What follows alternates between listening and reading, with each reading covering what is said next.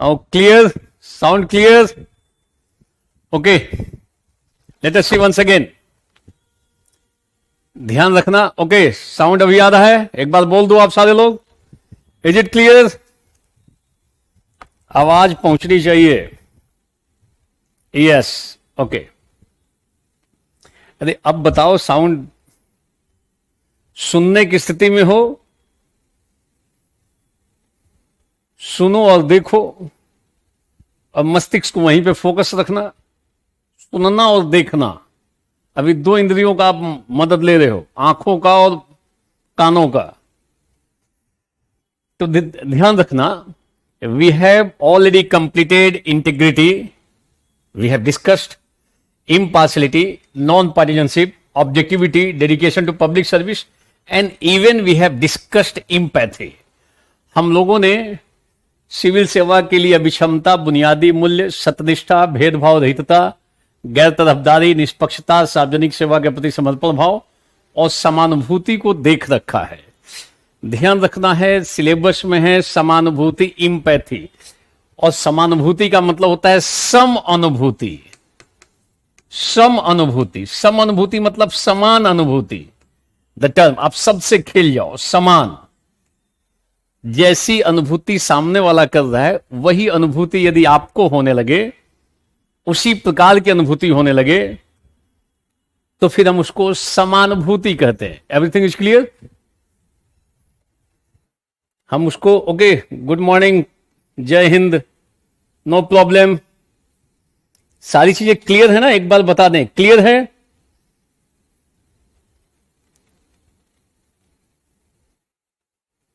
साफ नहीं आ रहा है? ऐसा कैसे होगा साफ नहीं आ रहा है? साफ दिखना चाहिए. क्लियर है? एक बार बोल लो सारे लोग. Everything is clear? It is clear. Okay, no problem. Ready? Okay. तो ध्यान देना, हम लोग इस टॉपिक में थे इम्पैथी. बड़ा ही महत्वपूर्ण शब्द है इम्पैथी. प्रशासनिक अधिकारियों में इम्पैथी होनी चाहिए. उनको आम जनता का दुख दर्द समझ में आना चाहिए, फील करना चाहिए. ध्यान देना, यह है सम अनुभूति. इसी को हम बोलते हैं परानुभूति. पर मतलब दूसरा. जैसे दूसरे को अनुभूति है, वही अनुभूति यदि आपको होने लगे तो हम कहते हैं समानुभूति या परानुभूति. और ये थोड़ा सहानुभूति से अलग हटकर है. देखो, जब हम सिंपैथी जताते हैं तो हम in sympathy we do not try to know and understand the feelings of others. हम सहानुभूति में दूसरे के दुख दर्द को जानने और समझने का प्रयास बिल्कुल नहीं करते हैं. कहां पे? सहानुभूति में. परंतु परानुभूति में हम यह भी समझते हैं कि इसको दुख क्यों हो रहा है. Why such kind of feeling, what is the feeling and why such kind of feeling. दूसरा व्यक्ति दुख में है, दर्द में है, कठिनाई में है, तो वह क्यों है, क्या फील कर रहा है, हम इसको समझते हैं. We understand. और यह अंडरस्टैंडिंग सहानुभूति में नहीं होती है. ये समझ सहानुभूति में नहीं होती है. बिल्कुल समझने का प्रयास नहीं करते हैं कि इसके दुख दर्द का कारण क्या है. तो सहानुभूति थोड़ी, अगर आप तुलना करोगे परानुभूति से, तो परानुभूति अधिक व्यापक अवधारणा है. More wider concept compare to sympathy.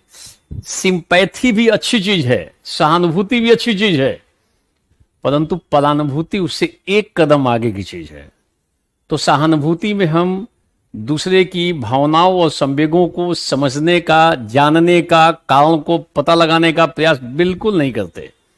But in empathy we try to know why such kind of feelings, what's the feeling of others. उनकी क्या फीलिंग है और ये ऐसी फीलिंग क्यों है, क्या और क्यों, इसको जानते हैं हम लोग एम्पैथी में. बट ये चीजें नहीं जानने का प्रयास करते हैं सिंपैथी में. ये मूल अंतर है. ये ध्यान देना, ये मूल अंतर है. ओके, वन, इसमें जवाब दे देना. क्लियर? बोलो, इज इट क्लियर? एक बार सारे लोग बोलो, इंपैथी और सिंपैथी का अंतर क्लियर?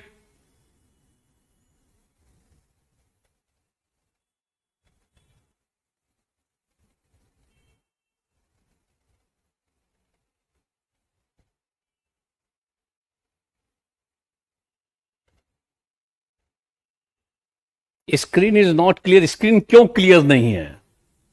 देखो तो, स्क्रीन क्लियर होना चाहिए।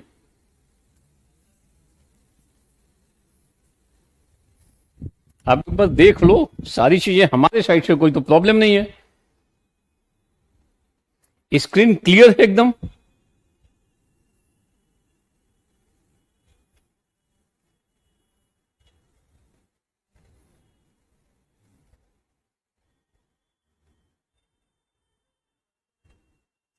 एक मिनट,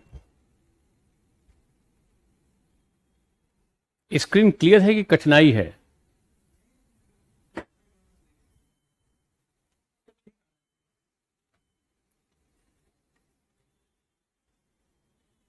क्यों क्लियर नहीं है? एक बार ये क्लियर होना चाहिए।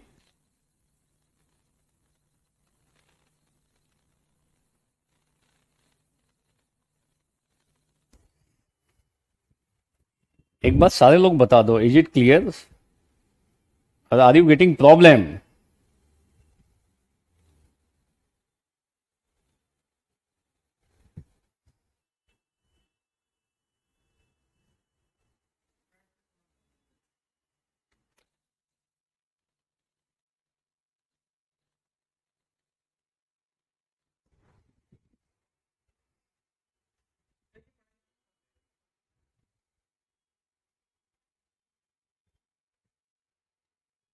ब्राइटनेस में देखो, थोड़ा सा प्रॉब्लम है इन लोगों को।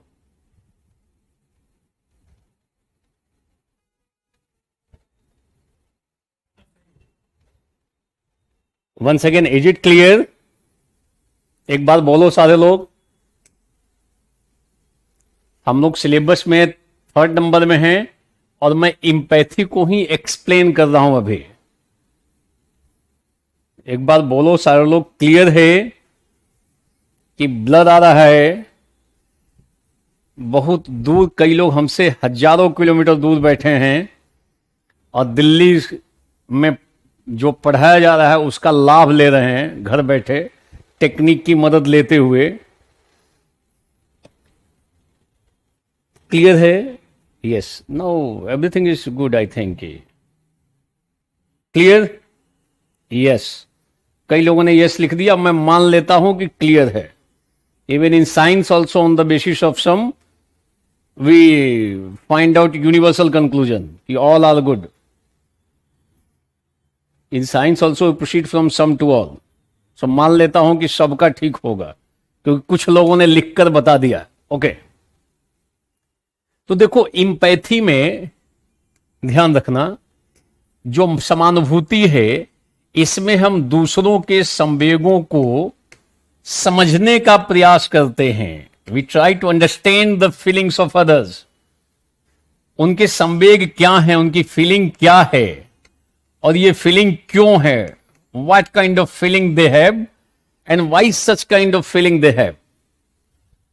तो क्या और क्यों, ये दोनों को जानने का प्रयास करते हैं, समझने का प्रयास करते हैं हम।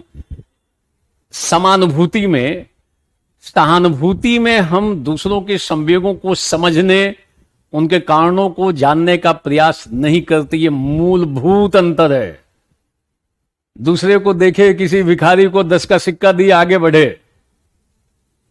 कोई परेशान है, थोड़ा बहुत थपथपा दिए, ठीक है कोई बात नहीं, ठीक हो जाएगा, आगे बढ़ गए, सहानुभूति जता दिए। सहानुभूति जताने वाले मिल जाते हैं, परंतु आपके दर्द का भागीदार बनने वाले लोग कम मिलते हैं। और कहा जाता है कि सुख बांटने पर दुगना हो जाता है और दर्द बांटने पर आधा हो जाता है। सुख बांटोगे तो दुगना होगा और दुख बांटोगे तो आधा हो जाएगा। तो समानुभूति का संदर्भ इन चीजों से है। It should be clear now. सहानुभूति और समानुभूति में कभी अंतर आ गया तो ये लिख दोगे, ध्यान रखना।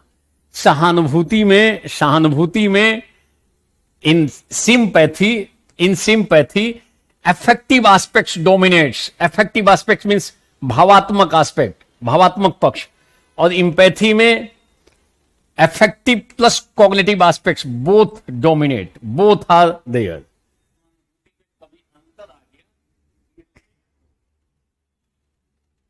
साउंड आ रहा है? क्लियर? Is it clear? ऐसा सवाल अगर बन गया तो दिखाओ पहली बात सहानुभूति और समानुभूति। मैं सवाल दिखा रहा हूं, ये देखो।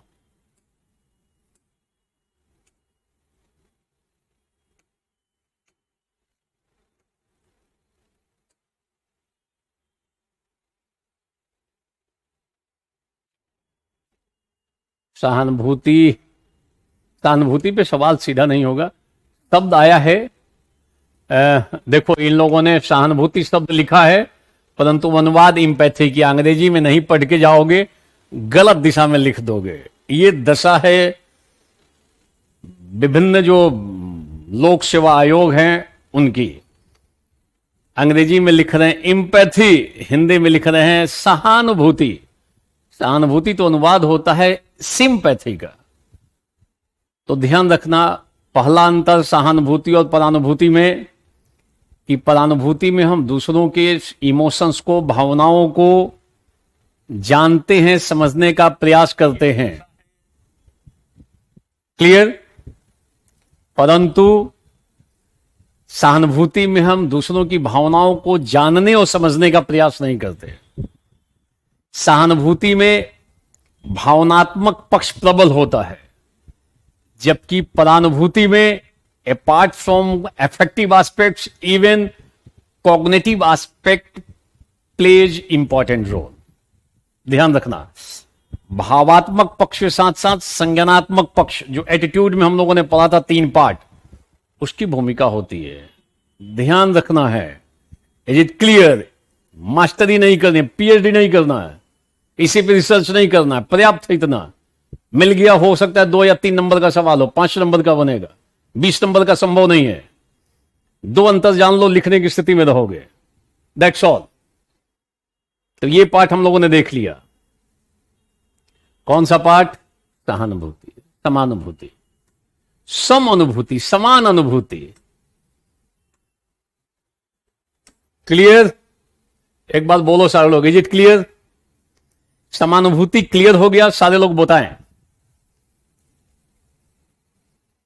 एक बार लिख के बता दो कि हां क्लियर है। यस, बोलो। समानुभूति क्लियर?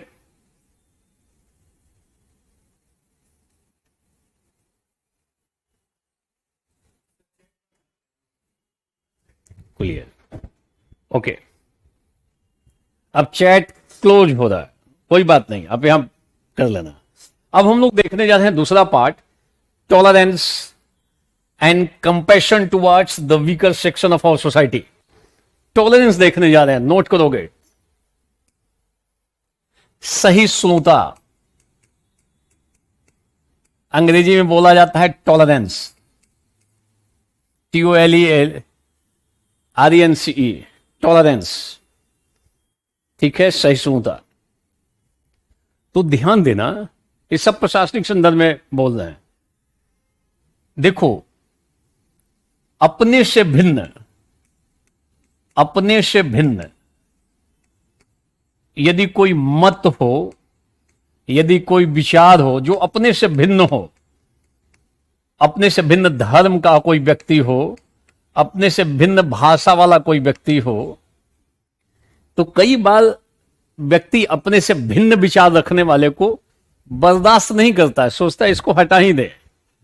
अपने से भिन्न धर्म, अपने से भिन्न भाषा, यदि आप अपने से भिन्न मत, विचार, धर्म, जाति, भाषा के साथ भी सह अस्तित्व का भाव रखे हो, सह अस्तित्व, साथ साथ अस्तित्व, सम्मान का भाव रखे हो, संवाद कर रहे हो, dialogue, respect, and coexistence, then it is known as tolerance in broad sense. Broad sense, व्यापक अर्थ में।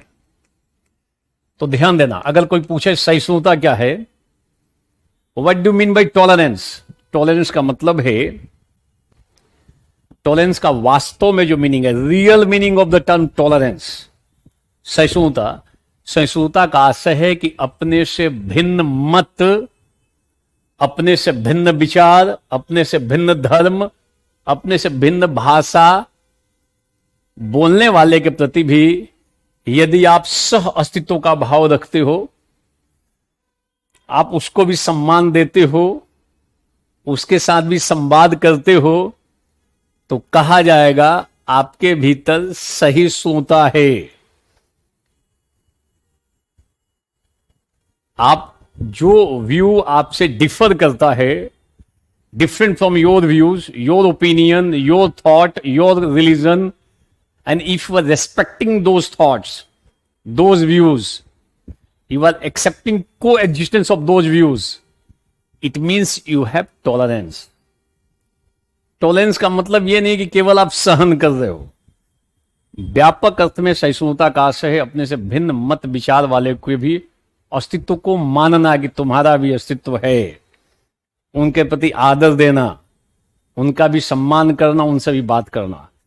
आज समाज में सहिष्णुता घट रही है, कई बार आता है पेपर में लिखा हुआ, लोग अपने से भिन्न मत वालों को सोचते हैं कि हटा ही दे, अपने से भिन्न धर्म वालों को निकृष्ट समझते हैं कि ये दूसरे धर्म को मानता है, ये आदमी ठीक नहीं है।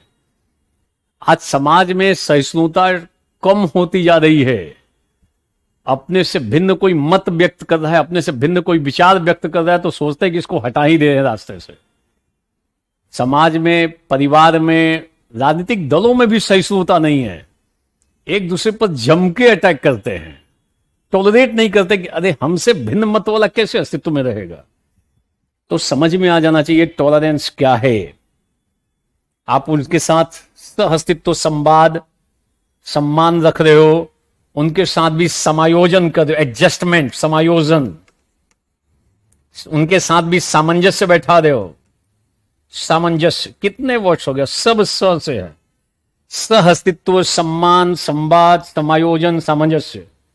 समायोजन का मतलब उनके साथ भी जो आपसे भिन्न विचार रखते हैं, आप एडजस्ट कर रहे हो, उनके साथ भी हार्मनी बनी हुई है, उनको हटाने के चक्कर में नहीं हो, उन पे प्रहार नहीं कर रहे हो, तो कहा जाएगा कि सहिष्णुता है। फिर से देखना, पूछा जाए सहिष्णुता का आशय क्या है, तो हम कहेंगे अपने से भिन्न मत, अपने से भिन्न विचार, धर्म, भाषा बोलने वाले के प्रति भी जब सह अस्तित्व का भाव, साथ साथ अस्तित्व, तुम भी रहो हम भी रहे, सह अस्तित्व, सम्मान, संवाद, समायोजन, सामंजस्य का भाव विद्यमान है, तो वहां सहिष्णुता की स्थिति उभरती है। और सारे शब्दों को लाइन से दिखा दो। मान लो आप कुछ एक भाषा को, एक आपका विचार कुछ और है और दूसरे व्यक्ति का विचार कुछ और है, फिर भी उसके विचार को आप सम्मान दे रहे हो, उससे बातचीत हो रही है, एडजस्टमेंट बना हुआ है दोनों के बीच, हार्मोनी बनी हुई है, उसके भी अस्तित्व को मान, तुम भी रहो और हम भी रहें। इसका मतलब आपके भीतर टॉलरेंस है, इसका मतलब आपके भीतर सहिष्णुता है। एक प्रशासनिक अधिकारी में सहिष्णुता का होना आवश्यक है। मान लो कोई प्रशासनिक अधिकारी है और वह किसी एक दल को मानता हो, दूसरे एक खास टाइप के विचार को मानता हो, तो उसको सहिष्णु होना पड़ेगा। हो सकता है उसके विचार के विपरीत विचार वाला कोई व्यक्ति सत्ता में आ जाए। भाई वैचारिक अंतर तो है विभिन्न पार्टियों में, जितनी पॉलिटिकल पार्टियां उनमें वैचारिक अंतर, बड़ा वैचारिक अंतर है, उनके अपने अपने मत हैं। तो एक प्रशासनिक अधिकारी को, प्रशासनिक अधिकारी में टॉलरेंस होना चाहिए। मान लो आप किसी एक धर्म से संबंधित हो और दूसरे धर्म वालों का जुलूस, फेस्टिवल मनाया जा रहा हो और कोई उनका पर्व मनाया जा रहा हो, जुलूस उनका कोई बड़ा सा जुलूस जा रहा हो, तो आपको तो कानून और व्यवस्था लागू करना है। ऐसा नहीं कि भीतर भीतर जलन पैदा हो जाए कि अरे इनका जुलूस कैसे जा रहा है। इतना उत्सव मनाते हुए क्यों जा रहे हैं? अगर सहिष्णुता नहीं होगी तो अधिकारी कठिनाई पैदा कर सकता है। एक प्रशासनिक अधिकारी में स्पेशली रिलीजियस टॉलरेंस का होना आवश्यक है। सहिष्णुता में सबसे ज्यादा जो जरूरी है वह है धार्मिक सहिष्णुता। आज इसी की सबसे ज्यादा कमी समाज में दिख रही है। Lack of religious tolerance in society. दूसरे धर्म का फेस्टिवल हो रहा है, लोग उस पर पत्थर फेंक देंगे, डिस्टर्ब कर देंगे, हंगामा कर देंगे, कठिनाई पैदा करेंगे। मतलब टॉलरेट नहीं करता है कि हमसे भिन्न धर्म वाला व्यक्ति इतना आनंद पूर्वक कैसे जा रहा है, इतना खुशी मनाते हुए कैसे जा रहा है। तो समाज में सबसे अधिक रिलीजियस टॉलरेंस घट रहा है। तो कभी मान लो पूछ ले कि समाज में सांप्रदायिकता बढ़ रही है, इसको कैसे दूर करेंगे? सांप्रदायिकता, कॉम्युनलिज्म। आज समाज में सांप्रदायिकता बढ़ रही है, धर्म के नाम पर ध्रुवीकरण हो रहा है। कैसे इसको control? How will control communalism? So you have to promote religious tolerance. धार्मिक सहिष्णुता के माध्यम से हम, ध्यान देना, हम सांप्रदायिकता की, बढ़ती हुई सांप्रदायिकता की अवधारणा को रोक सकते हैं। किसके माध्यम से? जन सामान्य में धार्मिक सहिष्णुता का पाठ पढ़ाया जाए। कौन सी सहिष्णुता? धार्मिक सहिष्णुता, ताकि वह अपने से भिन्न मत, विचार, धर्म, भाषा आदि के प्रति भी सह अस्तित्व का भाव रखे, सम्मान का भाव रखे, डायलॉग करे, एडजस्टमेंट हो, हार्मनी हो। शब्दों की बारीकियों को ध्यान से देखना, शब्दों का जाल पैदा कर दो, पढ़ने वाले को लगे क्या शब्दों का इसने इस्तेमाल कर रखा है। अच्छे शब्द हैं, बेहतरीन शब्द हैं। आज सामंजस्य टूट रहा है, दो धर्मों के लोग साथ साथ बैठते तक नहीं है। खान पान की तो बात ही छोड़ दो, कम हो गया। पहले अधिक था, अब कम हो गया है। रूम पार्टनर जल्दी नहीं बनते अगर दो धर्म के हो तो। एक साथ धर्म को छोड़ो, दो जाति वाले लोग भी कई बार रूम पार्टनर नहीं बनते हैं। कभी ये फलानी जाति का है, मैं दूसरी जाति का हूं। इस स्तर पे मामला चला गया है। समाज में धार्मिक सहिष्णुता घट रही है, ध्यान देना, इसको बढ़ावा देने की जरूरत है।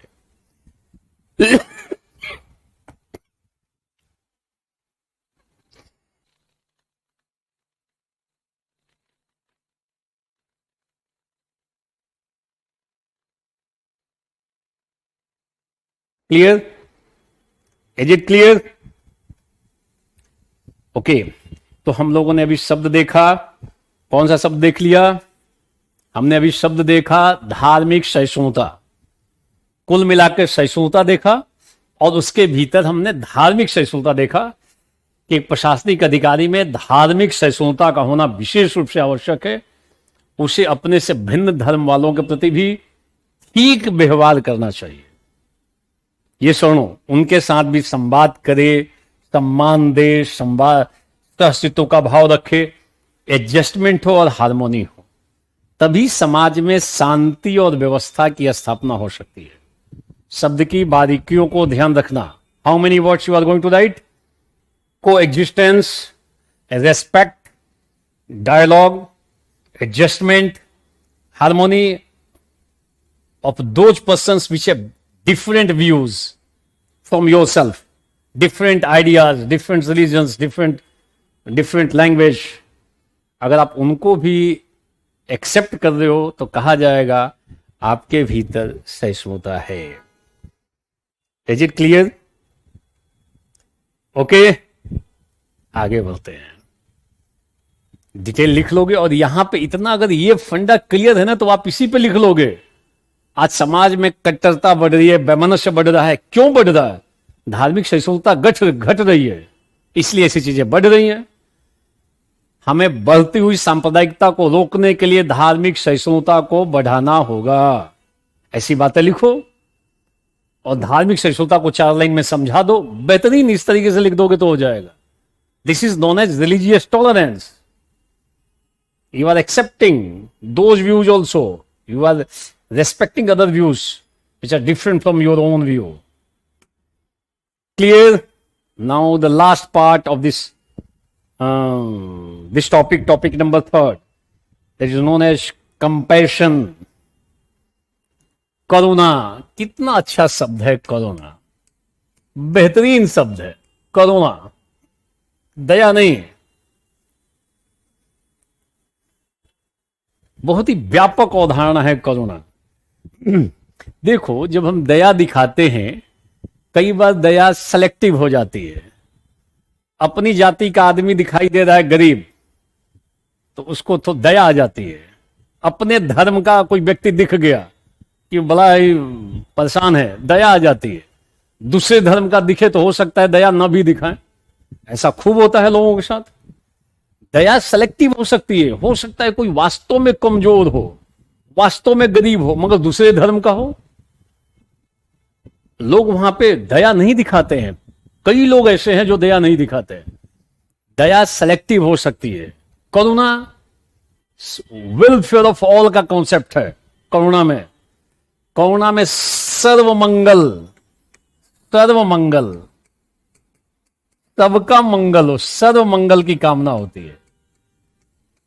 कोई विभेद नहीं, जाति, धर्म, लिंग, संप्रदाय का कोई भेद नहीं। किस जाति का है, किस धर्म का है, किस भाषा का है, मानव मात्र, आप करुणा में बोलोगे प्राणी मात्र के प्रति मंगल कामना का भाव, वेलफेयर ऑफ ह्यूमन बींग्स, तो या लिविंग बींग्स बोल सकते हो। करुणा जब होती है तो जैसे करुणा के सबसे बड़े प्रतीक माने जाते हैं बोधिसत्व। ये महायान के नैतिक आदर्श माने जाते हैं बोधिसत्व। नोट कर लोगे, highest moral ideal of Mahayanic sect of Buddhism. Note करोगे बोधिसत्व के बारे में, बौद्ध धर्म की महायान शाखा के नैतिक आदर्श बोधिसत्व। खूब डिटेल में नहीं जाना है। हाईएस्ट आइडियल बोधिसत्व है महायान में, और बोधिसत्व को कहा जाता है ये करुणा, ये सिंबल है इसके, करुणा के महासागर कहा जाता है बोधिसत्व को। और जहां करुणा होती है वहां सबके मंगल की कामना होती है। ध्यान देना, दया में कृतज्ञता का भाव रहता है। कोई आपके ऊपर दया करे तो आप कृतज्ञ हो जाते हो। दया सेलेक्टिव हो सकती है कभी दया करो और कभी न करो। कभी कोई भिखारी आए तो वहां दया दिखा भी दो, बाद में कभी डांट के भी भगा दोगे, हटो अभी मूड नहीं है। तो दया कभी हो भी सकती है, कभी नहीं भी हो सकती। बट जिसके अंदर करुणा होती है ना, वो करुणा तो all the time, what kind of idea, welfare of all का कॉन्सेप्ट रहता है, सबके प्रति मंगल कामना। करुणावान व्यक्ति कम दिखाई देते हैं समाज में। आप देखोगे गांव में कुछ ऐसे बुजुर्ग मिलेंगे, कुछ ऐसे लोग मिलेंगे जिनको पता चल जाए कि कोई घायल व्यक्ति सड़क पे है, तो बिना उसकी जाति, धर्म, लिंग, प्रांत, भाषा को पता लगाए मदद के लिए पहुंच जाएंगे। ब्लड भी जरूरत होगी तो दे देंगे। हम कहें इनके भीतर करुणा है प्राणी मात्र के प्रति। किसके प्रति? प्राणी मात्र के प्रति। तो करुणा में सेलेक्टिवनेस नहीं आएगा। अपने सिलेबस में बहुत अच्छे अच्छे शब्दों को दिया गया। कई लोग करुणा को आइडेंटिकल मान लेते हैं दया का। दया वाली दया से, दया का आइडेंटिकल नहीं है ये दया से ज्यादा बड़ी अवधारणा है, करुणा है। प्रशासनिक अधिकारियों में भी करुणा का भाव होना चाहिए। उन्हें सबके हित में काम करना चाहिए, सबका साथ सबका विकास करना चाहिए। सबका साथ सबका विकास, सबका सम्मान सरकार भी करने का प्रयास कर रही है। अब कितनी वास्तविकता है वो अलग बात है, बट है तो इसी टाइप का विचार। सबका सम्मान, सबका साथ, सबका विकास। फिर वैसी स्थिति में हम जाति, धर्म, लिंग, संप्रदाय, भाषा नहीं देख रहे हैं, सबके मंगल की कामना। तो जहां सर्व मंगल की कामना हो और भीतर से कामना हो, मतलब आपकी अंतरात्मा स्वाभाविक रूप से दूसरों के हित के में काम करे, naturally you are performing good deeds for the welfare of others, it means you have quality of compassion. Quality of compassion, तो ये एक ऐसी क्षमता है, ये एक ऐसा गुण है व्यक्ति का जिसमें व्यक्ति सभी लोगों की मंगल की कामना के साथ काम करता है। सर्व मंगल, welfare of all, without any discrimination. ध्यान देना। और इसके हाईएस्ट सिंबल माने जाते हैं bodhisattva, who is accepted as the moral ideal of Mahayana sect of Buddhism. बौद्ध धर्म की महायान शाखा के नैतिक आदर्श बोधिसत्व हैं। और बोधिसत्व की कहानियां पढ़ोगे ना, मजेदार कहानियां हैं। आपके अंदर भी करुणा का भाव जागृत हो जाएगा। बोधिसत्व से संबंधित कथाएं जातक कथाओं में आती है। आप बुद्धिज्म में जातक कथा पढ़ो, जातक कथा नाम ही है कथा, और खुद्दक निकाय के भीतर आता है। 15 ग्रंथ आते, उसमें से एक वो भी है जातक। वहां लगभग 547 के आसपास कहानियां हैं, और वो सब बोधिसत्व से संबंधित हैं। ध्यान देना, कहानियों को भी, कथाओं को भी पढ़ सकते। बुद्धिज्म में भी कथा है, शौक से पढ़ सकते हो। जब फुर्सत मिले, किससे? मोबाइल देखने से, वो फालतू में जो रील देखने से फुर्सत मिले तो कथा भी पढ़ लेना। और जब कथा पढ़ोगे तो लाभ होगा, आपके अंदर भी थोड़ी बहुत करुणा का भाव जागृत होगा। कौन सा भाव जागृत होगा? करुणा का भाव जागृत होगा। तो ये सेलेक्टिव नहीं होता है, सबके लिए होता है, हमेशा होता है। यूनिवर्सल इसका कॉन्टेक्स्ट रहता है। किसका? करुणा का। और इस रूप में यह दया आदि से भिन्न है। दया कभी होगा, कभी नहीं होगा। दया किसी के प्रति करेंगे, कभी उसी आदमी को भगा भी देंगे, नहीं करेंगे, मूड नहीं है तो बोलो। परंतु करुणा अगर है, कई लोगों में दया वाली क्वालिटी है, कभी कभी दया दिखाते हैं, कभी कभी सेलेक्टिव। पर जिसके अंदर करुणा है ना, वो तो फिर व्यापक स्तर पे उसकी अभिव्यक्ति होगी सदैव। और देखो, अगर आप गांधी के अंत्योदय के कॉन्सेप्ट को देख रहे हो, अंत्योदय, upliftment of the last person of our society, अंतिम व्यक्ति का भी उदय होना चाहिए, अंत्योदय। और विवेकानंद ने कॉन्सेप्ट दिया दरिद्र नारायण। दरिद्र नारायण कितना बेहतरीन कॉन्सेप्ट है, एक्सीलेंट कॉन्सेप्ट है, ब्रिलियंट कॉन्सेप्ट है विवेकानंद का। दरिद्र की सेवा ही नारायण की सेवा है। क्या कॉन्सेप्ट है ये! ऐसे कॉन्सेप्ट को पढ़ाया जाना चाहिए स्कूलों में, ऐसे कॉन्सेप्ट को समाज में प्रसारित करना चाहिए। कौन से कॉन्सेप्ट को? विवेकानंद की इस कॉन्सेप्ट को। जब मैं पढ़ाऊंगा टॉपिक नंबर 5 तो हम लोग देख लेंगे। यहां संक्षेप में मैं बता देता हूं, सबके जीवन के लिए उपयोगी है। अंत्योदय का मतलब है समाज के जो अंतिम छोर पे, जो सबसे पिछड़ा व्यक्ति है, जो समाज का सबसे कमजोर व्यक्ति है, उसका भी उदय होना चाहिए, तभी जाके सर्वोदय होगा। गांधी का एम है Sarvodaya, upliftment of all in all sphere. समाज के सभी वर्गों का सभी प्रकार से उदय, सर्वोदय, सर्व उदय। समाज के सभी लोगों का, अमीर का, गरीब का, बोलो, महिलाओं का, पुरुषों का, सबका उदय हो, upliftment of all and every sphere of our life, social, political, religious, moral etcetera. समाज के सभी वर्गों का सभी प्रकार से उदय ही सर्वोदय। और सर्वोदय तब तक नहीं होगा जब तक समाज के सबसे कमजोर व्यक्ति का उदय ना हो जाए। जब उसका भी उदय हो जाएगा तभी सर्वोदय होगा। तो सर्वोदय के लिए अंत्योदय आवश्यक है, ध्यान रखना। Antyodaya is must for Sarvodaya. समझते रहो क्या है, मैंने बोल दिया। जब तक समाज का जो सबसे अंतिम पायदान पे बैठा हुआ व्यक्ति है, सबसे पिछले पंक्ति में बैठा हुआ व्यक्ति है, जब तक उसका भी उदय न हो, सर्वोदय कैसे हो जाएगा? सर्वोदय का मतलब सभी का, तो सभी में वो भी है जो सबसे पीछे बैठा हुआ है, सबसे पिछड़ा है, सबसे कमजोर है, उसका भी उदय होना आवश्यक है। और इसमें उदय होने में इसका उदय करने में प्रशासनिक अधिकारियों में करुणा का भाव होना चाहिए। उनको उनका भी दुख दर्द समझना चाहिए। करुणा होगी तो सबको ऊपर उठाने का प्रयास करेगा। कौन? प्रशासनिक अधिकारी। और ये कॉन्सेप्ट तो एक्सीलेंट कॉन्सेप्ट है।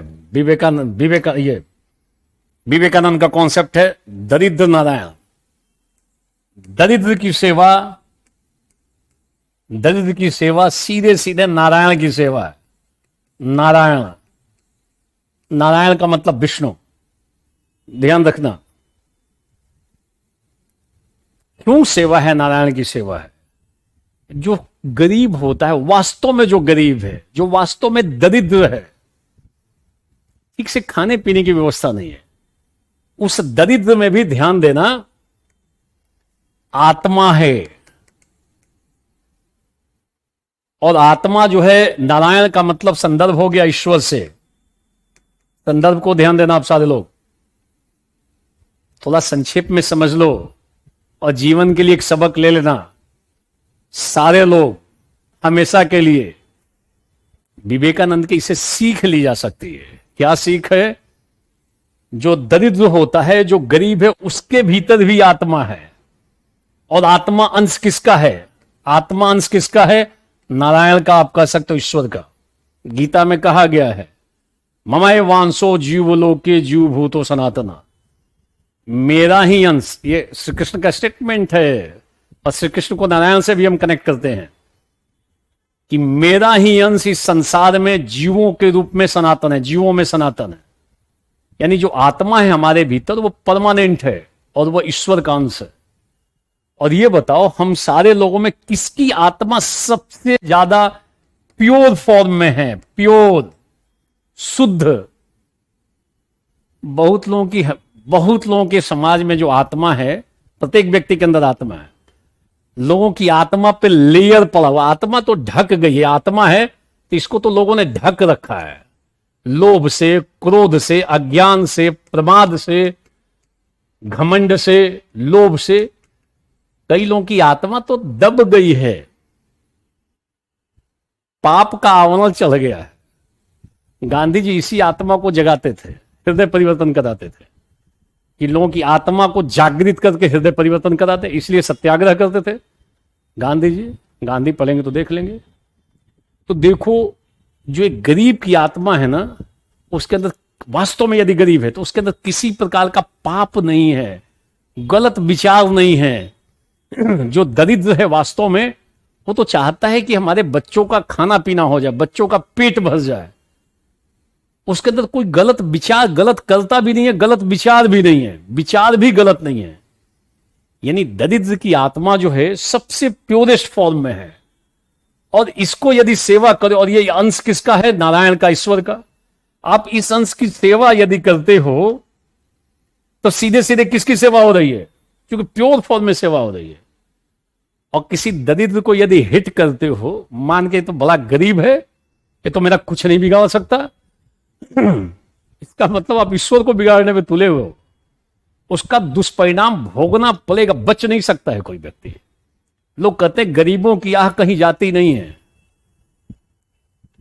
मान लो जो करप्ट टाइप का आदमी हो, गलत तरीके से पैसा कमाया है, उसको थोड़ा उल्टा पुल्टा कर भी दोगे तो ज्यादा प्रॉब्लम नहीं है, क्योंकि उसकी आत्मा इसकी तो आत्मा और कलुषित है।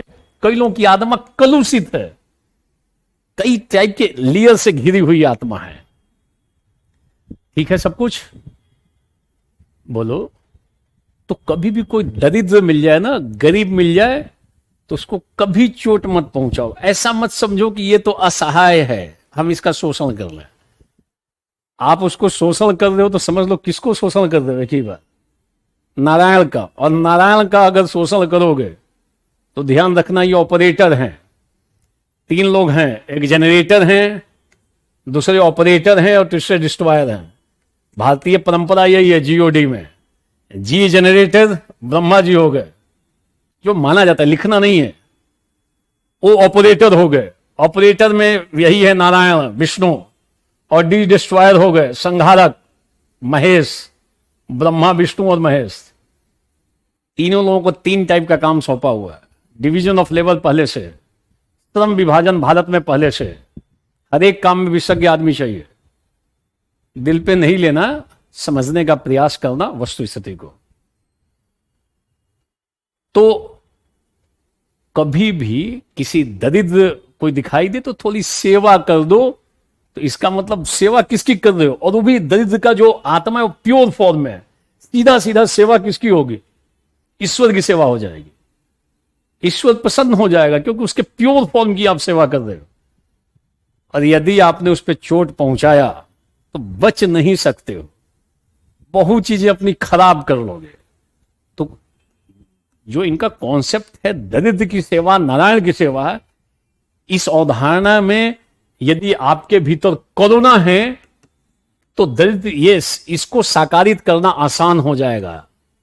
हम दरिद्र की सेवा नारायण की सेवा है, ये ज्यादा बेहतर तरीके से अभिव्यक्त होगा जब आपके भीतर करुणा का भाव हो। कौन सा भाव हो? तो हम दरिद्र नारायण को करुणा से जोड़ देंगे, हम अंत्योदय को करुणा से जोड़ देंगे।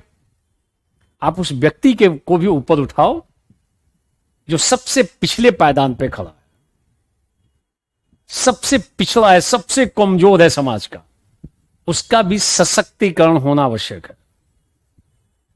यह कॉन्सेप्ट है दरिद्र नारायण। दरिद्र की सेवा सीधे सीधे नारायण की सेवा है। तो यदि कुछ बदलना चाहते हो तो कोई दरिद्र दिखे हो तो थोड़ी बहुत सेवा कर दो। कई लोग उसका शोषण कर डालते हैं, अपना कई आगे का चीज खराब करता है। और आप देखोगे बहुत सारे लोग जिन्होंने ऐसे जो वास्तव में दरिद्र का शोषण कर रखा है, उनकी कालांतर में स्थिति बिगड़ने लगती है। नजदीक से नजर डाल के देखना, आपको खूब ऐसे लोग दिखाई देंगे कि कोई असहाय है, लाले पड़े हुए हैं और उसका शोषण कर डालते हैं। तो शोषण किसका कर रहे हो? गरीब का नहीं, सीधे सीधे कर रहे हो किसका? ईश्वर का शोषण कर रहे हो। और ईश्वर का शोषण करोगे तो समझ लो क्या दशा होगी, किस स्तर पे भुगतान देना होगा, सूद ब्याज समेत सब लौटाना पड़ेगा। क्लियर हो जाना चाहिए। यह है करुणा। प्रशासनिक अधिकारी में करुणा का भाव होना चाहिए। It should be clear. बोलो ओके। तो आप सब लोग, स्पेशली जिनका प्रारब्ध ठीक नहीं है, वो कभी कभी दरिद्र की सेवा कर लिया करें। उनका भविष्य बदल सकता है।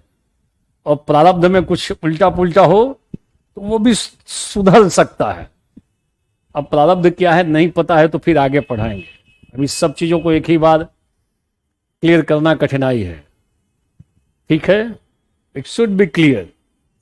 तो आप जब करुणा लिखो तो इसको जोड़ो दरिद्र नारायण से। Brilliant concept. इसको स्कूलों में पढ़ाया जाना चाहिए, कॉलेजेस में पढ़ाया जाना चाहिए। लोग गरीबों को भले हेय दृष्टिकोण से देखते हैं, मतलब निकृष्ट दृष्टिकोण से देखते हैं, गलत दृष्टिकोण से देखते हैं। वास्तव में उनकी सेवा नारायण की सेवा है, क्योंकि उसके भीतर का जो अंश है ना, वो भी ईश्वर का अंश है और वो ज्यादा प्योर फॉर्म है, क्योंकि उसके भीतर किसी के प्रति घृणा नहीं है, उसके भीतर किसी के प्रति अपराध नहीं है, कोई हिंसा का भाव नहीं है। वो तो बिल्कुल सरल है, सहृदय है। केवल इस बात की चिंता करता है कि बच्चे हमारे खा लें, मैं भोजन मिल जाए। कोई अपराध का भाव नहीं है, कोई घृणा का भाव नहीं है। और लोगों की आत्मा नाना प्रकार की जो दब गई है, उसी आत्मा को जागृत करने का काम गांधी जी करते रहे, जगा नहीं पाए, मगर करते रहे सत्याग्रह। कभी चंपारण चले गए, कभी खेड़ा, कभी अहमदाबाद, कभी और, सभी ने अवज्ञा करते रहे और सत्याग्रह करके सामने वाले का हृदय परिवर्तन कराते रहे, आत्मा को जागृत करते रहे। मगर कितने लोगों की आत्मा जागृत हुई? और जब गांधी जैसे लोग नहीं जागृत कर पाए तो और लोगों की क्या विसात है। गांधी जैसा आदमी जब ठीक नहीं कर पाया तो बात करने के लिए तो बहुत अच्छे हैं गांधी, बट गांधी के अकॉर्डिंगली एक्ट करना बड़ा कठिन काम है। मगर अपने को डिफेंड करना हो तो गांधी का झंडा उठा लो, कोई आपके ऊपर अटैक नहीं कर पाएगा। गांधी का थॉट इस लेवल का है। देखने का प्रयास करेंगे टॉपिक नंबर 5 में। It should be clear. Topic number 3 हम लोगों ने देख लिया, कंप्लीट कर लिया। कोई एक कठिन टॉपिक नहीं है, बड़ा ही जीवन के लिए उपयोगी टॉपिक है। और फिर से एक बार संक्षेप में देख लो, फिर आगे बढ़ेंगे टॉपिक नंबर 4 में। हम लोगों ने अभिक्षमता देखा, बुनियादी मूल्य शब्द को देखा, और ये जितने टर्म है, सत्यनिष्ठा, भेदभाव रहितता, गैर तरफदारी, निष्पक्षता, समर्पण भाव, समानुभूति, सहिष्णुता एवं करुणा का भाव, इन सारे शब्दों को अलग अलग देख लिया। तो ये टॉपिक अब होता है समाप्त। टॉपिक नंबर 3 हो गया कंप्लीट। क्लियर। अब हम लोग प्रवेश करने जा रहे हैं टॉपिक नंबर 4 में। किसमें? Topic number 4।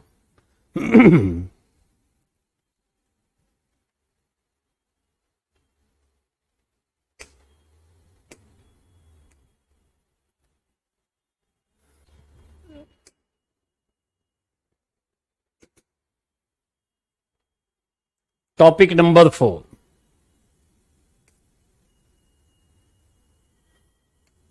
सबके पास सिलेबस होना चाहिए। और मेरे बोलने के बाद भी 2 बार 3 बार टॉपिक नंबर 4 क्लियर, अलग पेज पे लिख लेना। ध्यान रखना, कभी किसी दिन पूरी क्लास ले लेंगे प्रीवियस ईयर के क्वेश्चंस पे। ध्यान रखना सारे लोग, आप रेडी हो जाओ, पढ़ लो प्रिंटेड नोट्स, क्लास में जो नोटिंग कराई गई है उसको एक बार फिर से गो थ्रू कर लो, और फिर हम लोग पूरी एक्सक्लूसिव क्लास ही रख लेंगे केवल डिस्कशन करने में। तो उसमें तो वही लोग भाग लेंगे जिन्होंने पढ़ा हो, और जिन्होंने नहीं पढ़ा हो थोड़े किनारे बैठ जाएंगे। तो अगर इच्छा हो किनारे बैठने की तो मत पढ़ना, क्योंकि शामिल होगे तो तनाव पैदा करोगे बिना पढ़े। तो मैं अपेक्षा करता हूं कि जब मैं प्रश्नों का डिस्कशन करूं तो आप पढ़ के बैठे हो, तो फिर ज्यादा लाभ होगा, रिवीजन भी हो जाएगा उसी बहाने।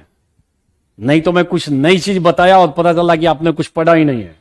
नोट्स मिल चुका है, कई लोगों को नोट्स नहीं मिलता है तो परेशान हो जाता है, खूब लिखता है कि सर अभी तक नोट्स नहीं मिला। आप लेट से नोट्स देते हैं, और जब नोट्स समय से दे देंगे तो पूछो कहां नोट्स है, तो जाके घर पे खोजना पड़ेगा कौन से डब्बे में छुपा हुआ है। तो कई लोग बेचैन कर देते हैं, परेशान कर देंगे अगर नोट्स नहीं मिला तो। अब मिल गया तो खुश रहता है कि मेरे पास है, भले पढ़े या ना पढ़े, उसको मानसिक संतुष्टि होती है कि I have my notes, now I have notes. अरे मिला है तो उसकी प्रासंगिकता क्या है? प्रासंगिकता है कि पढ़ लो। कई लोगों को जिसे मिला होगा ना, तो उसी टाइप से कभी पलट के भी नहीं देखा हो इसमें लिखा क्या हुआ है। कोई इस बात से खुश होगा कि खान साहब ने हमारे नोट्स दे दिया है, अब हो जाएगा। बेटा साथ साथ क्यों नहीं हो जाएगा? तो कई लोगों का यही रहता है। कई बार मैंने देखा है, मान लो 20 टॉपिक्स है, इसमें तो कम ही टॉपिक है, 20 टॉपिक है, 19 नोट्स दे दो, एक नोट्स छूट जाए, वही एक नोट्स के लिए बार बार चक्कर लगाएगा, हमेशा लिखता रहेगा सर एक नोट्स नहीं मिला है, सर वो नोट्स नहीं मिला है। मैं पूछूं बेटा 19 नोट्स कितनी बार पढ़े हो? एक बार भी नहीं पढ़ा 19, बट 20वें के लेवल भारी चिंता में है कि वो नहीं मिला है, बर्बाद हो गए, हम लुट गए, खत्म हो गया सब मेरा, एक नोट्स नहीं मिला। मैंने कई बार ऐसे लोगों को देखा है, तो वो भी मिल जाएगा, हो सकता है किसी कारणवश कभी लेट हो जाए, मिल जाएगा। इतनी बेचैनी क्यों पैदा कर रहे हो? इतनी दिखावाबाजी क्यों पैदा कर रहे हो? 19 मैंने तैयार करके रख लिया है, पहले तैयार कर लो 19। तो कई लोगों का टेम्परामेंट यही रहता है, तो अपने को उससे ऊपर उठ जाओ। बहुतों को मैंने देख रखा है, मिल जाएगा नोट सबको, मैं बोल चुका हूं। आगे जैसे आज चौथा नंबर कर रहे हैं, तो आज ही चौथे नंबर का टॉपिक का नोट्स भेजा जा चुका है, अपने पास से मैं भेज चुका हूं। हो सकता है आज वो अपलोड कर दें, तो एक कदम पढ़ते रहो, भले ही मजेदार टॉपिक्स हैं, अपने जीवन से संबंधित हैं और नया टॉपिक है आप सबके लिए, तो साथ के साथ पढ़ते रहो, सवालों को देखो। मैंने बोला ना डिस्कस कर लेंगे। तो ये देखो नया टॉपिक, बेहतरीन टॉपिक।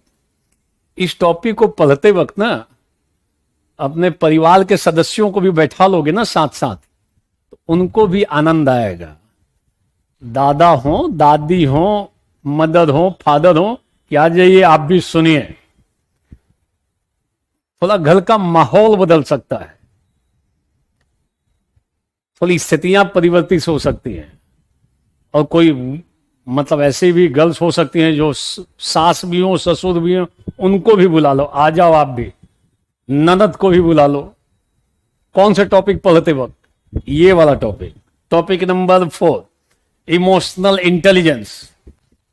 बहुत ही अच्छा टॉपिक, बेहतरीन टॉपिक है, जानदार टॉपिक है, जीवन के लिए अत्यंत उपयोगी। संवेगात्मक बुद्धि, इमोशनल इंटेलिजेंस, टॉपिक नंबर 4। पहले मैं रीड कर देता हूं। सिलेबस और क्वेश्चन पेपर हमेशा बगल में रखना, जब भी पढ़ो जिंदगी में गांठ बांध लो। अगर आईएएस बनना है तो इसको जरूर करो, और शुरुआती दौर में करना है तो निसंदेह करो, अनिवार्य तौर पे करो। जब भी पढ़ो, जिस टॉपिक को पढ़ो उसके क्वेश्चंस पेपर को एक साथ रखो। ये टॉपिक पढ़ने जा रहे हैं, इस टॉपिक में ये 20 सवाल, टॉपिक पढ़ेंगे, सवाल को देखेंगे, फिर अगले टॉपिक में जाएंगे। ये तरीका अपना लो। ये कब संभव है? जब ठीक से टॉपिक पढ़ लो। क्लास में पढ़ लिए, प्रिंटेड नोट्स पढ़ लिए, और दोनों पढ़ के रेडी हो गए, अब सवाल को देखने जा रहे हैं, तब ना सवाल पूरी तरीके से बनेगा। आप कई बार सोचते हैं कि मैं पढ़ूंगा नहीं, यही सब घोल बना के पिला दे हमें। ऐसा तो घोल कोई बना नहीं पाया है। पढ़ना तो सबको पड़ता है, और पढ़ने में थोड़ा बहुत पेन तो होता ही है, थोड़ी कठिनाई होगी, थोड़ा धैर्य रखना पड़ेगा, मानसिक संतुलन रखना पड़ेगा, आत्मनियंत्रण रखना पड़ेगा, सेल्फ रेगुलेशन, सेल्फ कंट्रोल, तब ना पढ़ोगे। और नहीं तो इतनी चीजें यूट्यूब पे हैं, यूट्यूब क्या, वो रील ही देखते रह जाओगे घंटों। कई सबको मैं देखता हूं रील देखते हैं, सब ऊपर ऐसे से भगाते हैं, कितना फास्ट भगाते हैं। पिताजी को पता चला कि बेटा तो आईएएस की तैयारी कर रहा है मोबाइल से, उनको पता नहीं पिताजी को कि बेटा तो दिन भर रील देख रहा है। उस रील देखने में कलाकार है, रील देख देख के तैयारी कर रहा है आईएएस की। इंडिया का सबसे बड़ा एग्जाम तैयारी हो रही है, रील देखते हैं। पता नहीं रील देख के पीटी भी पास नहीं करेगा। पीटी क्या कुछ नहीं कर पाएगा, कुछ नहीं होगा। और ऐसा नहीं कि बहुत मानसिक रूप से संतुष्टि मिल जाएगी, वो भी नहीं होगा। और मानसिक रूप से और विचलन का शिकार हो जाएगा, कठिनाई पैदा करेगा अपने लिए। वो कोई बिजनेस में दुकान खोल के बैठा हो, ग्राहक नहीं हो, बैठ के देखे दिन भर, क्या अंतर पड़ता है उसके लिए? आपके लिए वो चीज नहीं है। आपका लक्ष्य, आपका प्रयास लक्ष्य उन्मुखी होना चाहिए, ध्यान रखना। और नहीं तो लाखों लोग, मान लो 10 लाख लोग बैठे हुए हैं, 10 लाख लोग तैयारी कर रहे हैं, 10 लाख तैयारी करते, 20 लोग और बढ़ गए तो 10 लाख 20 हो गया, क्या अंतर पड़ता है? ऐसे 5 लाख लोग बढ़ जाएं रील देखने वाले, जो दिन भर में 4 घंटा रील देखते हो, 5 लाख बढ़ जाए, कट ऑफ वही रहेगा जो पहले था। थोड़ा ध्यान पूर्वक नए टॉपिक में आ रहे हैं, टॉपिक को पढ़ो पहले।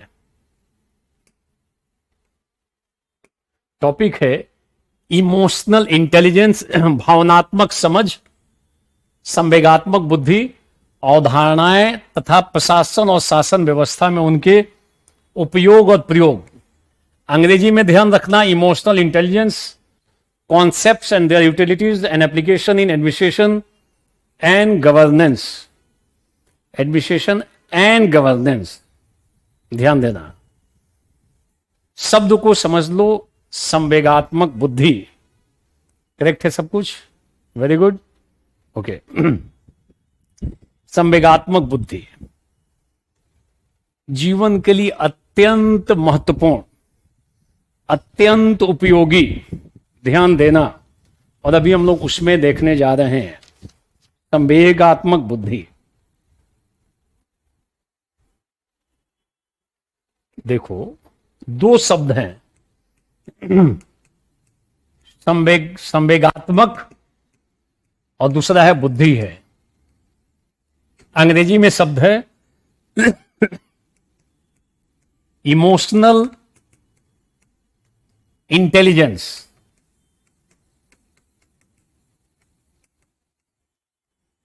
संवेगात्मक बुद्धि,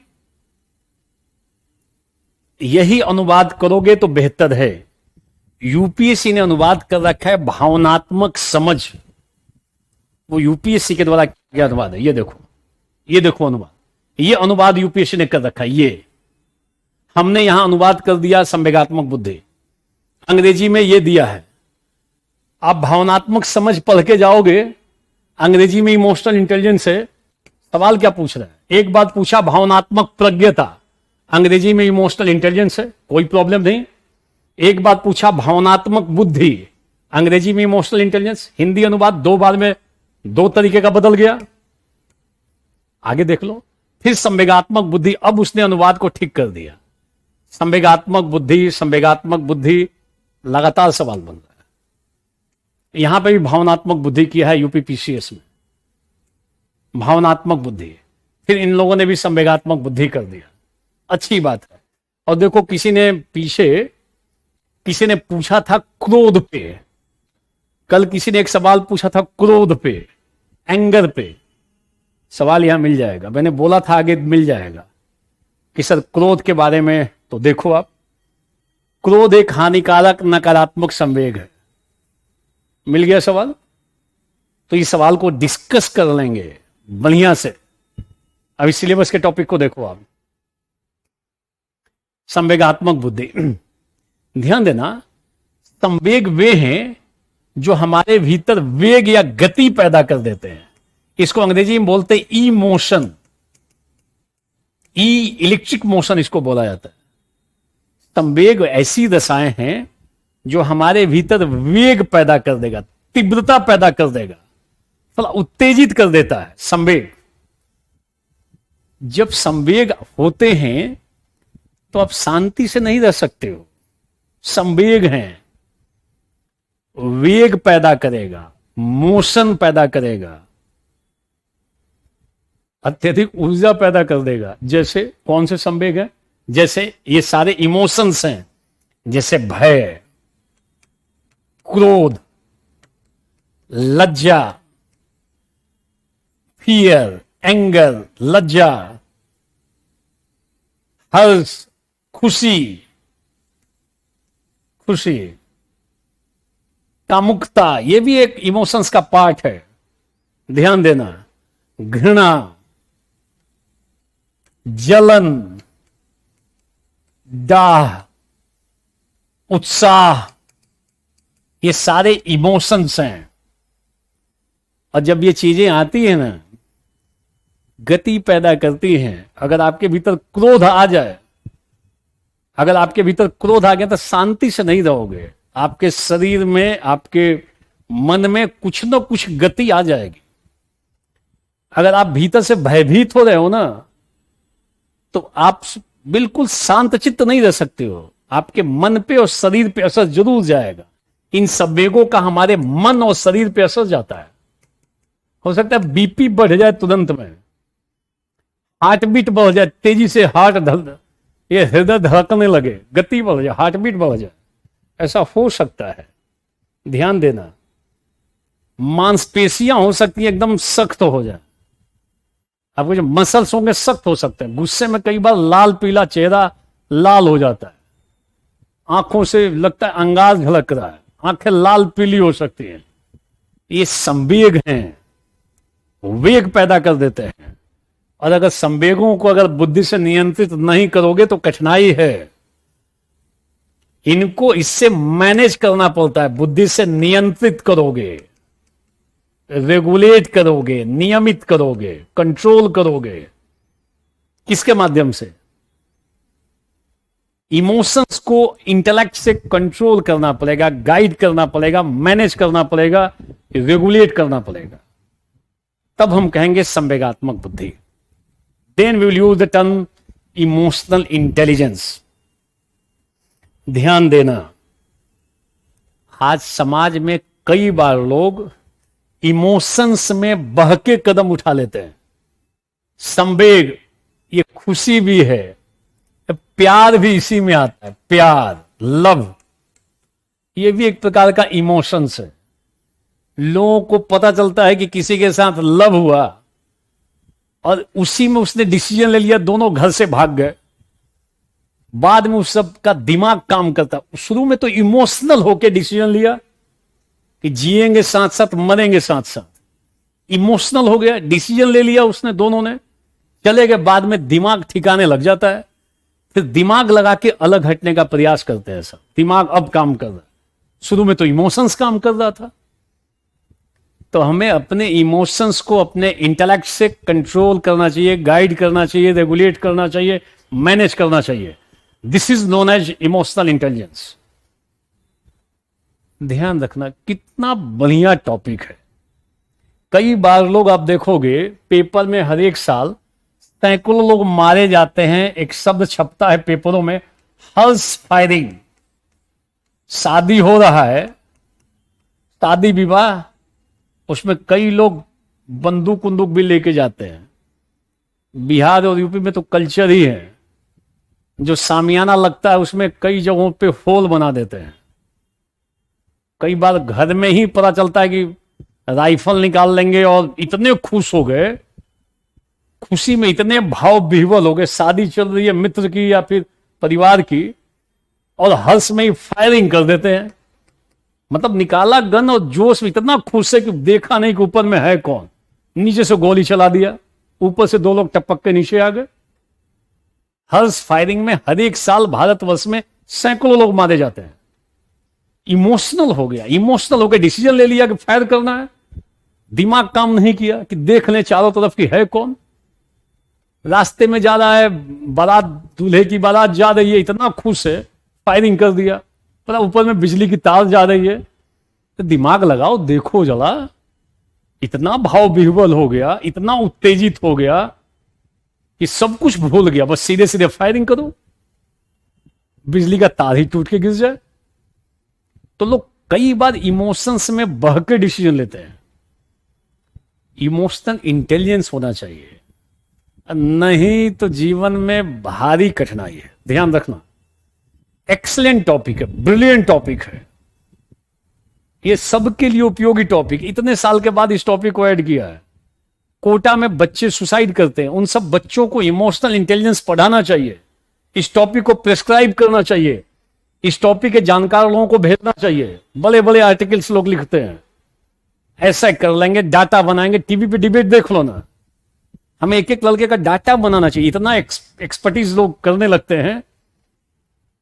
मतलब ऐसी चीज बोलते हैं जो कर पाना बहुत कठिन काम है, बट बोलने में तेज है, तो आके उस पर डिस्कशन करते हैं पैनल बना के। तो बेटा इमोशनल इंटेलिजेंस उनके भीतर डेवलप करो, नहीं तो जब उसको भय पैदा होगा, जब उसको डर पैदा होगा, हो सकता है डर और भय में वो कदम उठा ले, हो सकता है प्यार में विफल हो जाए, कहीं पे हो सकता है एक तरफा हो, लव करता हो, और वो किसी और के साथ घूमता हुआ नजर आ जाए, उसी में डिसीजन ले लेगा कि सुसाइड करेंगे हम।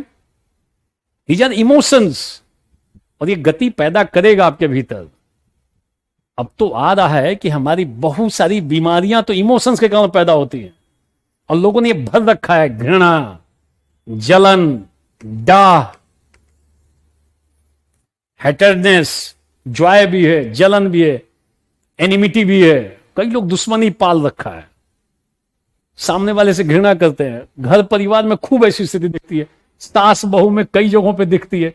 दोनों एक दूसरे को भीतर भीतर घृणा कर रहे हैं, दोनों एक दूसरे को नीचा दिखाने का प्रयास कर रहे हैं। जलन है, डाह है, दोनों का बीपी बिगड़ जाएगा, सास का भी और बहू का भी। ध्यान रखना, जब साथ ही साथ परिवार में रखना है, एक ही घर में रहना है, और दोनों में यदि जलन हो, इस टाइप का इमोशंस होगा, तो इमोशंस तो हमेशा उनको वेग पैदा करते रहेगा उनके शरीर में और मन में। तो दोनों एक दूसरे को नीचा दिखाते रहेंगे और अपने जीवन को नरक बना लेंगे। पीछे एक एड आता था, किसी कंपनी का एड था, वो उसमें पहले सास बहू में झगड़ा होता है, बाद में बहू या सास कोई ऐसा कदम उठाती कि एक ही घर में रहना है, तो डेली बेसिस पे एक दूसरे को नीचा दिखाने की बात क्यों करें? हम लोग जीवन को सुखमय क्यों नहीं बनाएं? इमोशनल इंटेलिजेंस का यूज करें। तो दोनों पता चलता है कि एक गाने पे सास भी थिरक रही है और बहू भी थिरक रही है, दोनों एंजॉय साथ साथ कर रहे हैं। नहीं तो बहुत सारी फैमिली में तो इतनी भीतर में घृणा, डाह और जलन भरी हुई है परिवार के सदस्यों में कि उनके लिए कहीं बाहर जाने की जरूरत नहीं है, नरक तो घर ही बना रखा है, पर्याप्त है उतना। संवेग उनको ठीक से रहने थोड़ी देगा, वो कुछ ना कुछ करेगा ही खुराफात, क्योंकि ये भर रखा है उसने इमोशंस, ऐसी चीजें भर रखी हैं, और ये चीजें होंगी तो गति तो पैदा करेगी, वेग पैदा करेगा। और आज माना जा रहा है कि ये सब चीजें, त्वचा की बीमारियां, इन सब चीजों से हो रही है। घृणा, जलन, डाह भरा हुआ है खूब, इस टाइप की चीजें। तनाव आएगा, किसी के प्रति घृणा है और वो आदमी आगे बढ़ रहा हो तो तनाव तो होगा ही होगा, फिर तो बीपी बढ़ जाएगा, हृदय संबंधी बीमारियां पैदा हो जाएंगी, रक्तचाप तो बीपी ही हो गया, कब्जियत हो सकती है, पेट की बीमारी हो सकती है, स्किन प्रॉब्लम हो सकता है अगर ये चीजें बढ़ गई तो। ध्यान रखना, लेटेस्ट रिसर्च देख लेना। तो हमें अपने इमोशंस को अपने इंटेलेक्ट से रेगुलेट करना चाहिए। कई लोग इमोशंस में बह के कदम उठाते हैं। कई लोगों के जीवन में देखोगे क्षण भर का गुस्सा और पूरे जीवन के लिए कठिनाई। शहर में रोड रेज की घटनाएं होती हैं, दो गाड़ियां आपस में टकराई, सूट बूट में गाड़ियों में से लोग उतरे, हाथापाई, किसी ने रॉड निकाला, सामने वाले को मार दिया गुस्से में, 1 मिनट के अंदर। अब पूरा जीवन उनका चला गया, खत्म।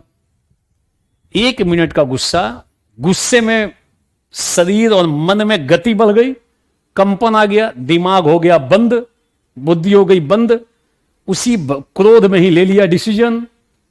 विवेक तो खत्म था उस समय।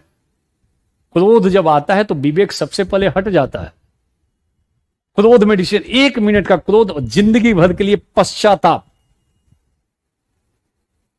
तो क्रोध भी आए ना तो थोड़ा शांत रहो, फिर एरिस्टोटल के कथन को याद करो। क्रोध तो कोई भी कर सकता है, बट क्रोध कहां करना चाहिए, कितनी मात्रा में क्रोध हो, ऐसा नहीं कि अनकंट्रोल्ड हो जाए क्रोध। कब करें क्रोध, किस प्रकार से हम क्रोध को अभिव्यक्त करें, ये सबके बस की बात नहीं है। इतनी चीजों को ध्यान रखना, ऐसा एरिस्टोटल ने बोल रखा है। हम लोग इनके स्टेटमेंट्स को नोट कर लेंगे। तो कुल मिलाकर इमोशनल इंटेलिजेंस में यह है कि हमें अपने इमोशंस को अपने इंटेलेक्ट से कंट्रोल रखना चाहिए। जैसे मान लो, और प्रशासनिक अधिकारी में होना चाहिए, मान लो कहीं भूकंप आया हो और भूकंप पे लोग चिल्ला रहे हो, कुछ लोग रो रहे हो, बड़ा ही इमोशनल टाइप का हृदय विदारक दृश्य हो, और आप अधिकारी हैं, आप भी गए तो सीन देखकर आपका भी मन विचलित हो गया, और 20 लोग उधर बैठ के चिल्ला रहे हैं और 10 लोग रो रहे हैं बैठकर, तो आप क्या करोगे? आप भी लाइन लगा के रो लोगे क्या कि 10 लोग बैठे हैं, थोड़ा सा जगह छोड़ो, मैं भी रो लेता हूं? आप भी इमोशनल हो रहे हैं, आपके अंदर भी विचलन आ रहा है कुछ कुछ, परंतु आप अपने इमोशंस को अपने इंटेलेक्ट से कंट्रोल करके कदम उठाओगे, बचाने का प्रयास करोगे। आप चिल्लाओगे नहीं, आप रोना धोना नहीं शुरू करोगे, आप भयभीत नहीं हो जाओगे।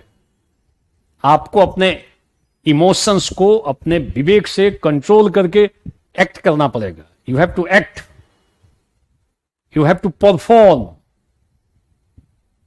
अपने इमोशंस को अपने इंटेलेक्ट से कंट्रोल करके, ये बेहतरीन टॉपिक है। ठीक से पढ़ो, ठीक से जानो, जीवन में लागू कर लो। इतना अच्छा टॉपिक है ये। हम जीवन में कई बार भयभीत होकर कदम उठा लेते हैं, कई बार क्रोध में कदम उठा लेते हैं, कई बार लज्जा में गया है बात करने के लिए, इतना लज्जा आ गई, बोलना था कुछ और, बोल कुछ और दिया, कठिनाई पैदा कर लिया। तो लज्जा भी हो तो दिमाग से उसको कंट्रोल करो। और मान लो किसी से मिलने जा रहा हो, खूब लज्जा पैदा हो जाए, तो ठीक से बात ही नहीं कर पाओगे, अपना इमेज खराब कर लोगे। सोच के गए हो कुछ और इतनी लज्जा आ गई कि दिमाग बंद हो गया, बोलना था कुछ और, बोल कुछ और दोगे, बाद में पश्चाताप, कहते मुझे ये बोलना था, मैंने ये बोल दिया। क्यों? दिमाग बंद हो गया था। कई लोगों का दिमाग बंद हो जाता है। क्लियर? और ये चीजें जो है ना, भय, क्रोध, प्यार, ये ना बाई बर्थ भी होता है। एक छोटे से बच्चे को भी ना कोई जोर से आवाज कर दो, भयभीत हो जाता है। जन्मा हुआ बच्चा, 6 महीना का बच्चा, वो भी डर कर रोने लगता है, भय है। आप अच्छे से बात करोगे, प्यार सहलाओगे, बच्चा खुश हो जाता है, चेहरे पे हंसी आ जाती है। थोड़ा उसको बार बार परेशान करोगे, वो भी गुस्सा करेगा, क्रोध करेगा, उसके अंदर भी क्रोध आता है। छोटा बच्चा, किसी ने उसको क्रोध करना सिखाया नहीं, बट ये नेचुरल है। मगर और ये चीजें पशुओं में भी होती हैं, भय, क्रोध, भय और क्रोध उनमें भी होता है, कामुकता। मगर पशु इसको कहीं पे भी लागू कर देता है। हमारे भीतर बुद्धि है, हमें अपनी बुद्धि से अपने इमोशंस को कंट्रोल करना चाहिए।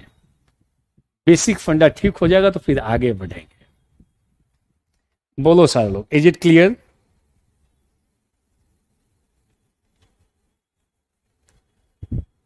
अब देखोगे कई जगहों पे, ब्राजील आदि में जब वर्ल्ड कप का मैच होता है, फुटबॉल का मैच, कई देशों में, स्पेन में या कई अन्य जगहों पे, और उनकी टीम जीत गई ना, तो अपना इतना खुश हो गया, अपनी गाड़ी निकाला और फुल स्पीड में सड़क पे दौड़ा दिया, इतना खुश है।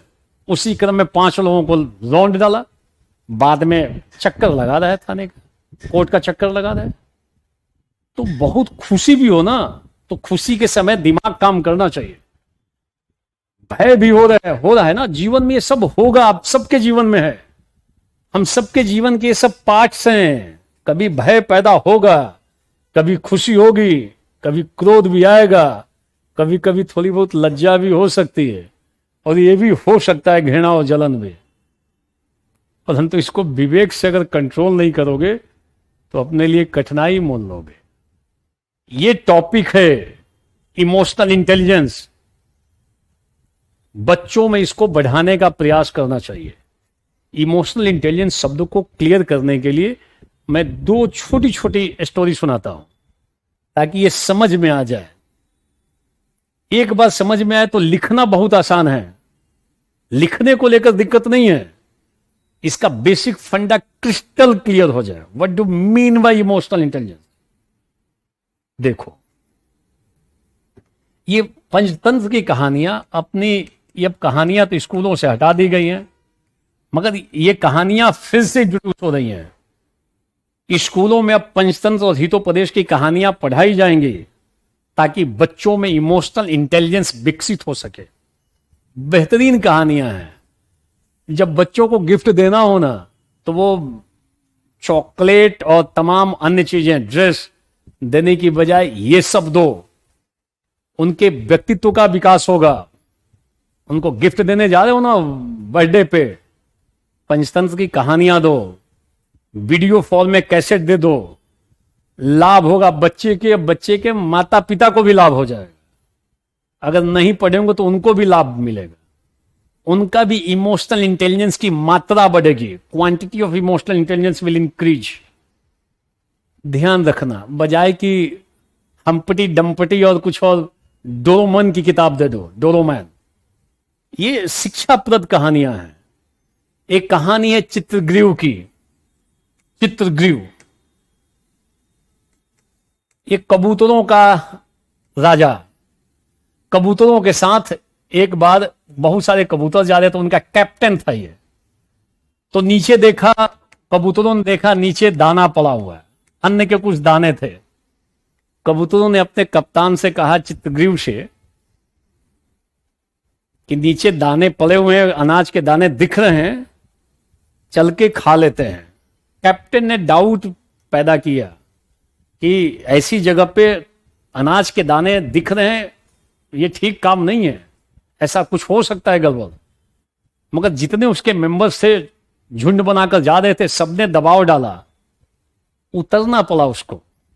उतरे, बहेलिये ने यहां पे जाल बिछा रखा था, सारे जो कबूतर थे उस जाल में फंस गए, सारे कबूतर। और जाल में फंसने के बाद भय पैदा हो गया, रोने लगे, क्रंदन करने लगे, विलाप करने लगे, कबूतर रोने लगे सब कि आपने ठीक कहा था, फंस गए, बात माननी चाहिए। और सब भयभीत हो गए। अब उनको जान जाने का खतरा बिल्कुल दिख रहा था कि बहेलिया आएगा, मार देगा हम सबको। मगर वैसी स्थिति में, भय में तो सारे कबूतर रोने धोने लगे थे, मगर कप्तान जो था, इसका दिमाग बुद्धि काम कर रही थी। ये भयभीत नहीं हुआ, ये तो दिमाग लगा रहा था कैसे, कौन सा उपाय लगाएंगे तो हम बच सकते हैं। अगर कप्तान भी भयभीत होता तो सब पकड़े जाते, कबूतर सब मारे जाते। तो इसने दिमाग लगाया, प्लान बना रहा है कैसे बचेंगे, रणनीति बना रहा है। वास्तव में संकट आ चुका है मगर रणनीति बना रहा है। उसने कहा प्लानिंग करते हैं, कबूतरों को समझाया सब मरने का नाटक करो। बहेलिया सोचेगा सब मर गए तो निश्चिंत हो जाएगा, सब मर गए हैं, जाल में फंस के मर गए।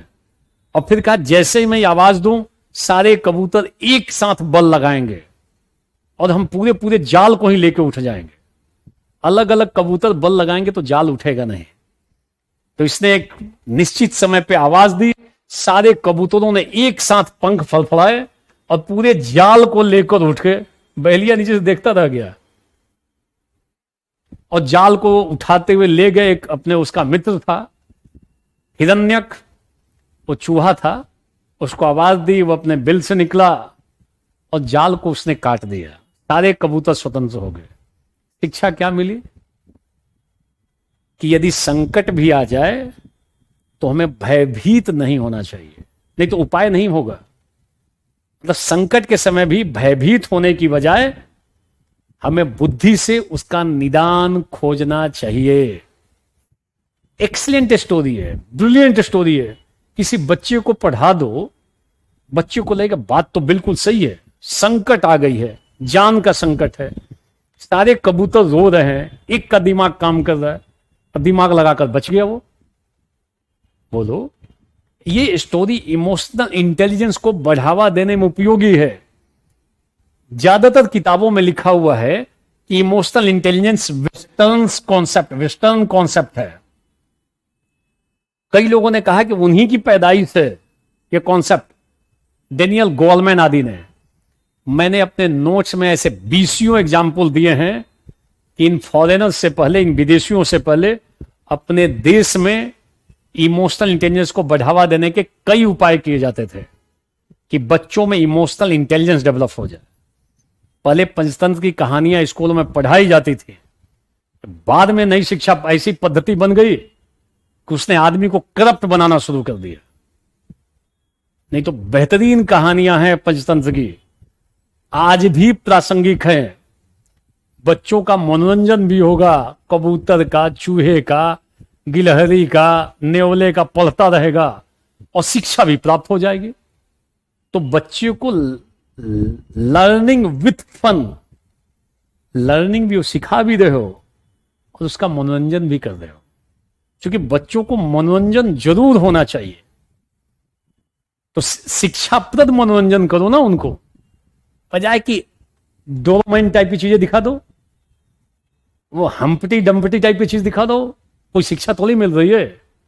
और कुछ कुछ इस टाइप के खूब आते हैं।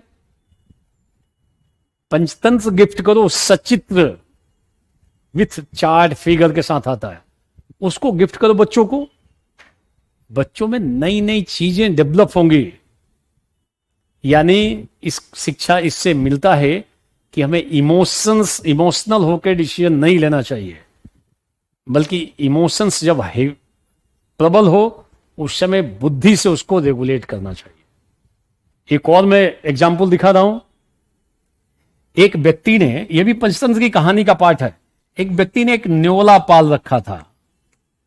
एक बार वो घर से बाहर गया और उसका छोटा सा बच्चा था, तो बच्चे को उसने घर में बेड पर लिटा दिया, बेड पे बच्चा पड़ा हुआ है, और नेवला, उसका पालतू नेवला था, घर से बाहर निकल गया। जब बाहर से व्यक्ति आता है, दरवाजा खोलता है, तो दरवाजा खोलते ही उसको खून के छींटे दिखाई देते हैं चारों तरफ। व्यक्ति गुस्से में आ जाता, क्रोध में आ गया। उसको लगा कि नेवले ने मेरे बेटे को काट रखा है, जिसके कारण खून के धब्बे चारों तरफ।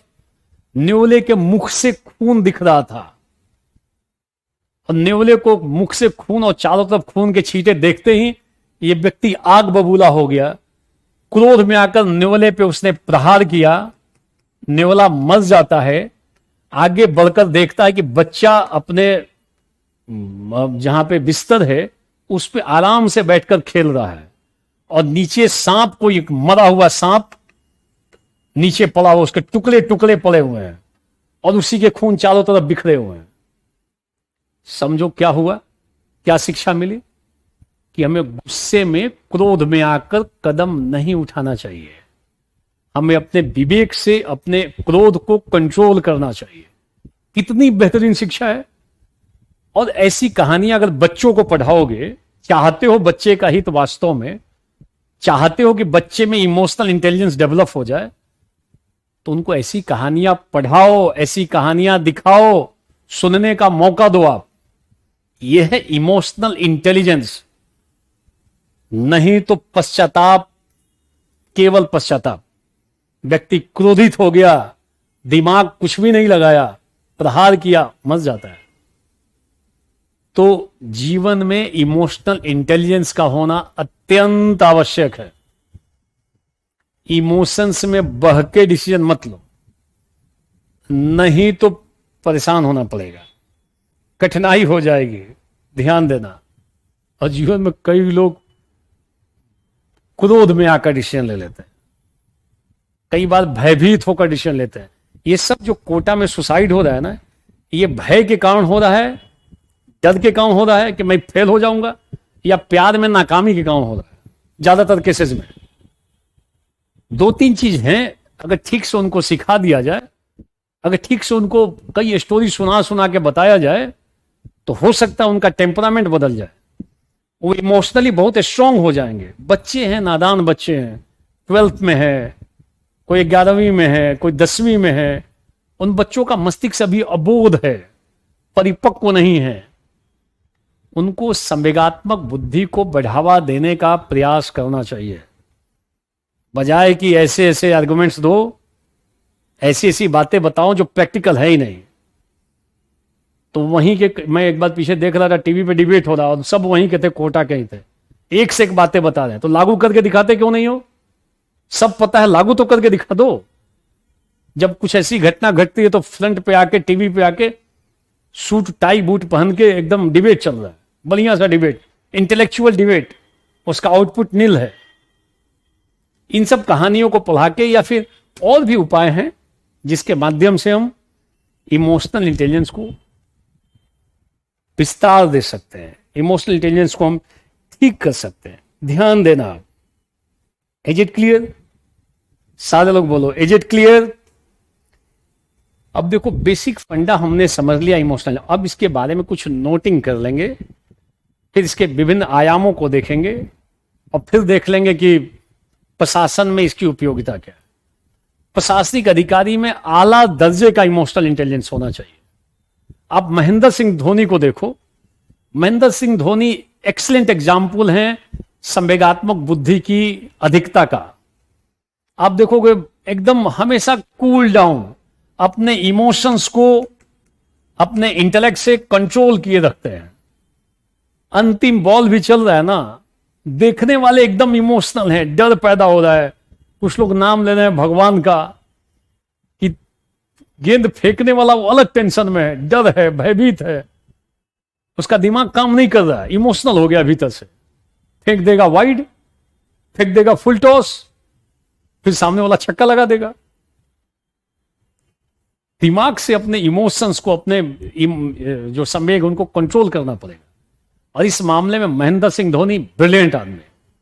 आप देखो उनकी सफलता की दर, मतलब जब खुशी का मौका भी, उसमें भी ऐसा नहीं कि कुछ एकदम अद्भुत टाइप से करते हो, वो भी आनंद मनाते हैं, मैं दिमाग से कंट्रोल करके। बेहतरीन, undoubtedly excellent example Mahendra Singh Dhoni. अपने संवेगों को कूल मैन कहते हैं लोग, शांतिपूर्वक, कोई हड़बड़ी नहीं है। तो ये दिखाई देता है आपको भी इमोशनल इंटेलिजेंस को बढ़ाने का प्रयास करना चाहिए।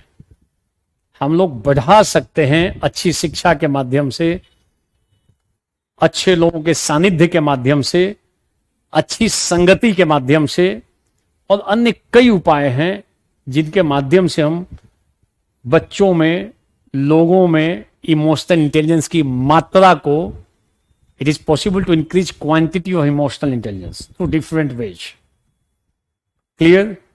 तो आज इमोशनल इंटेलिजेंस पे ज्यादा लिखा नहीं हम लोगों ने, केवल मैंने समझाने का प्रयास किया कि हमें अपनी बुद्धि से अपने इमोशंस को कंट्रोल और रेगुलेट करना चाहिए। It should be clear. Okay, सारे लोग बोलो, इज इट क्लियर? तो ज्यादा इमोशनल मत हो जाया करो, ज्यादा घृणा होगी, ज्यादा किसी के प्रति वैमनस्य होगा, आप खुद ही अपने लिए कठिनाई पैदा करोगे, खुद ही अपना बीपी हाई कर लोगे और हार्ट बीट बढ़ सकता है। इन चीजों को बुद्धि से रेगुलेट करो, तो फिर ज्यादा बेहतर जीवन होगा, ज्यादा सुखी जीवन होगा, ज्यादा सुरक्षित जीवन होगा। क्लियर? तो कल हम इस संवेगात्मक बुद्धि वाले टॉपिक संबंधित बातों को नोट करेंगे। क्या है, प्रॉपर नोटिंग कर लेंगे, इसकी विशेषताएं क्या है, नोटिंग करेंगे। संवेगात्मक बुद्धि के अंतर्गत क्या क्या चीजें आती है, what's are the component elements of emotional intelligence, I will discuss those things, we will note down all those things. और संवेगात्मक बुद्धि के और कौन कौन से आयाम बनते हैं, कैसे प्रशासन में उपयोगी है, इन चीजों की चर्चा हम लोग कल करेंगे।